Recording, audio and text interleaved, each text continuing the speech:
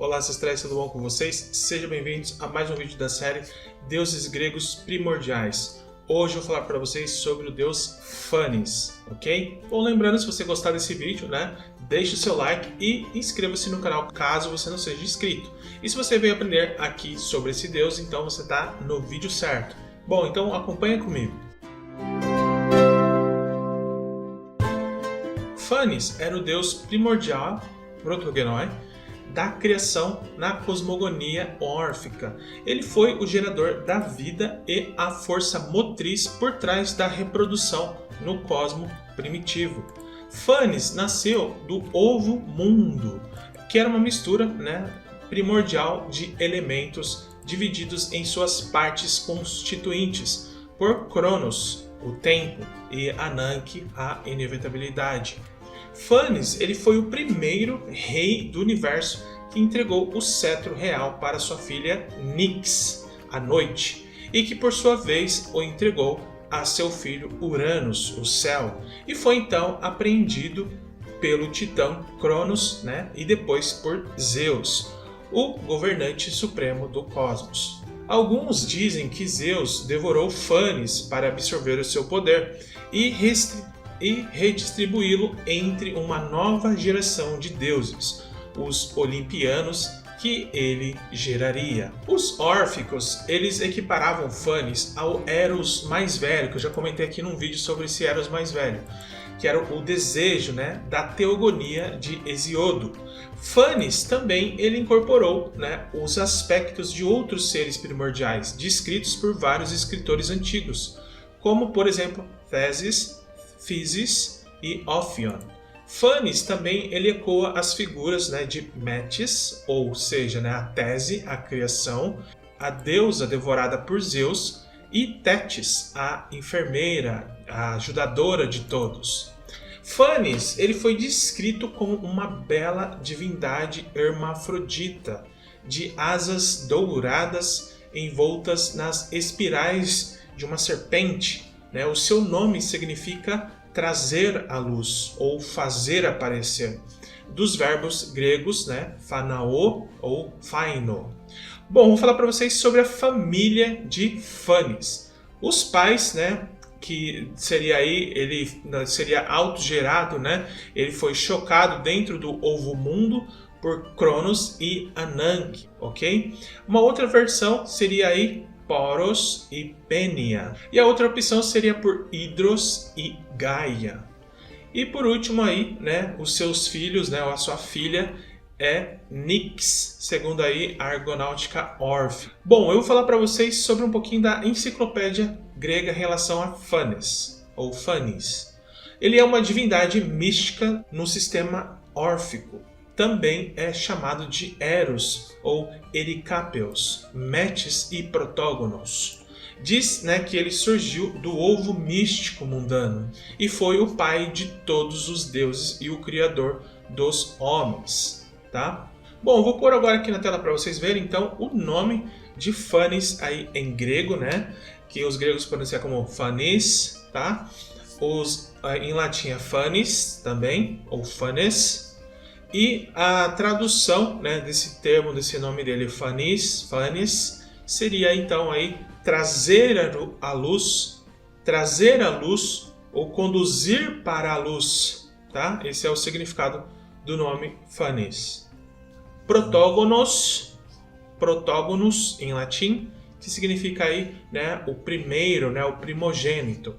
O próximo aí é o protógenos, também aí significa aí o primogênito. O próximo seria Thesis, ou Thetis, que seria Teses e Tétis, que seria aí a criação. O outro ali seria Ericapeus, ou Ericepaios, tá? Que significa poder, força ou energia. Depois temos lá o Priepos, ou Priapos, que também significa aí primogênito. E o outro ali, Altage, ou Altage, ou Altage, que significa refletindo a luz. Bom, vou falar para vocês sobre as citações dentro da literatura clássica. Vou começar falando sobre o título, Phanes e o nascimento do cosmos. Dentro da cosmogonia órfica, segundo ali os fragmentos das teogonias órficas, né, de Damasco, nos hinos gregos, diz assim: originalmente havia hidros, a água, ele Orfeu diz, e lama, da qual Gaia, a terra, solidificou. Ele postula estes dois como os primeiros princípios, água e terra. Um antes dos dois, tese, a criação. No entanto, ele deixa não expresso o seu próprio silêncio, sendo uma indicação da sua natureza inefável.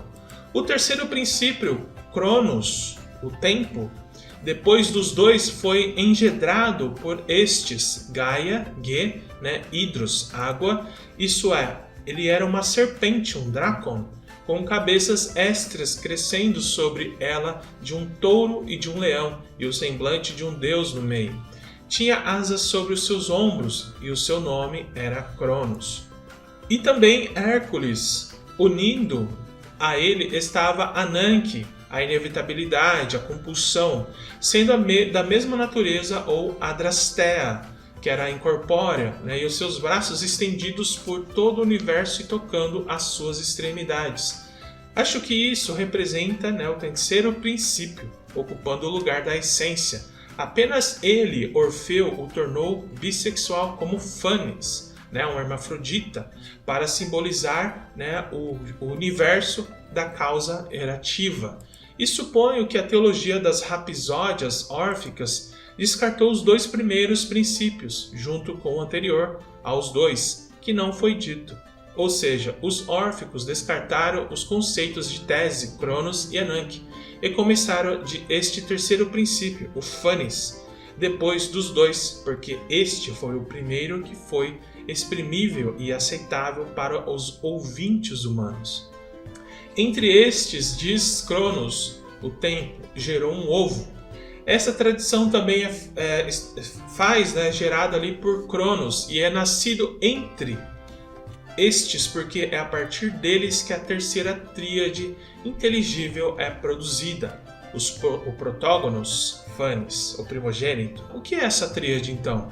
O ovo, a díade das duas naturezas dentro dela, masculina e feminina.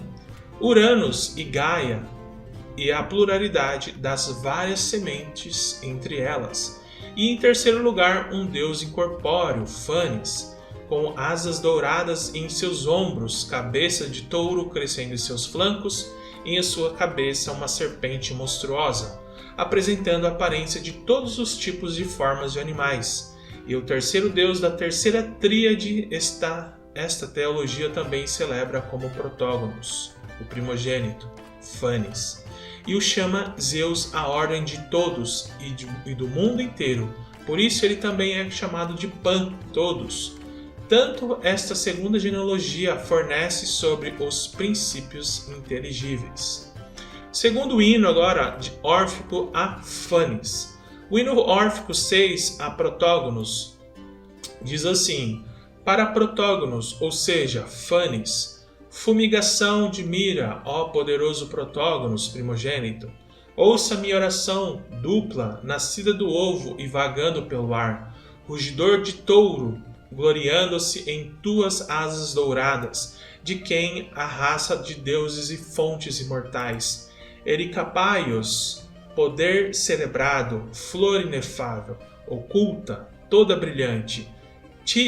Tuas de névoas escuras para purificar a visão, esplendor que tu se espalha, luz pura e sagrada. Por isso, Fanes, chamado a glória do céu, em ondulantes pinhões pelo mundo você voa. Priapos, esplendor de olhos escuros, a ti eu canto, rei genial, todo prudente, sempre abençoado, com aspecto alegre sobre esses ritos de consagrações divinas e santa, brilho propício. Agora falando sobre as profecias de Fanes, segundo a Dionisiaca de Nonos, diz assim: Hélios, o sol, levantou um dedo e apontou para sua filha circulante, à hora do outono, perto de uma parede opostas, as tábuas separadas da harmonia.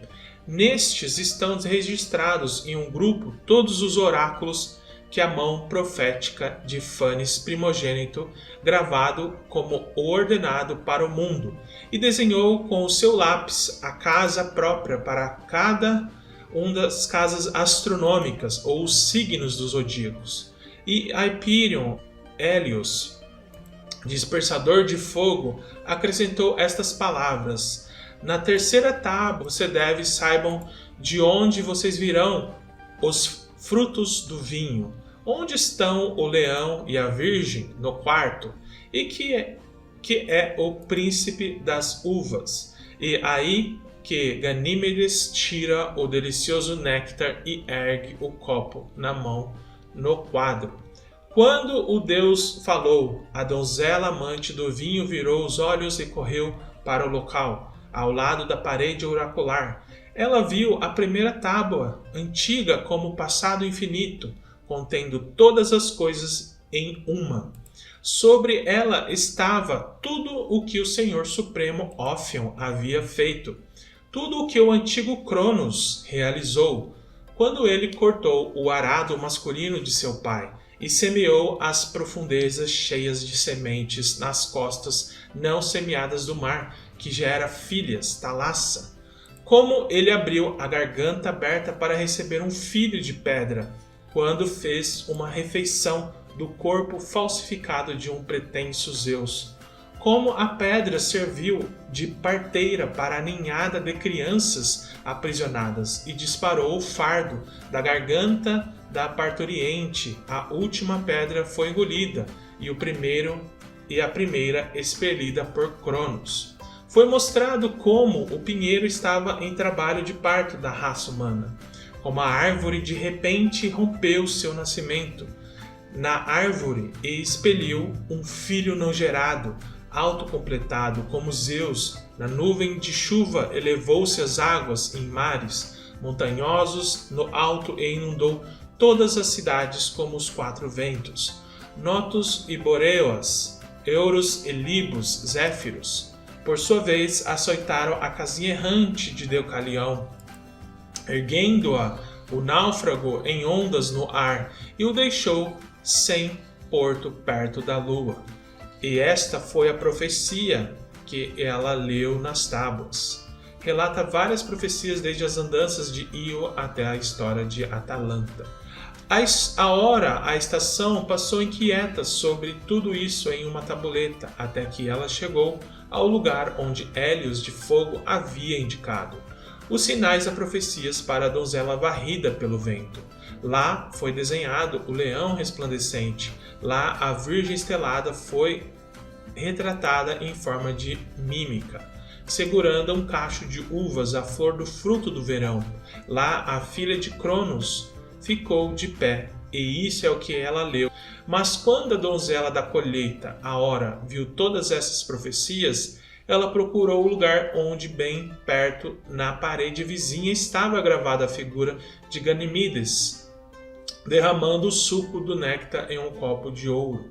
Havia um oráculo gravado em 4 linhas de versos. Lá a deusa amante da uva se dividiu, pois ela encontrou esta profecia, guardada para Eliaios, Dionísio. Zeus deu a Phobos, Apolo, o louro profético, rosas vermelhas para a rosada de Afrodite, a oliveira de folhas cinzentas para Atena, óleos cinzentos, milho para Deméter, videira para Dionísio. Foi isso que a donzela Euiana viu nas tábuas.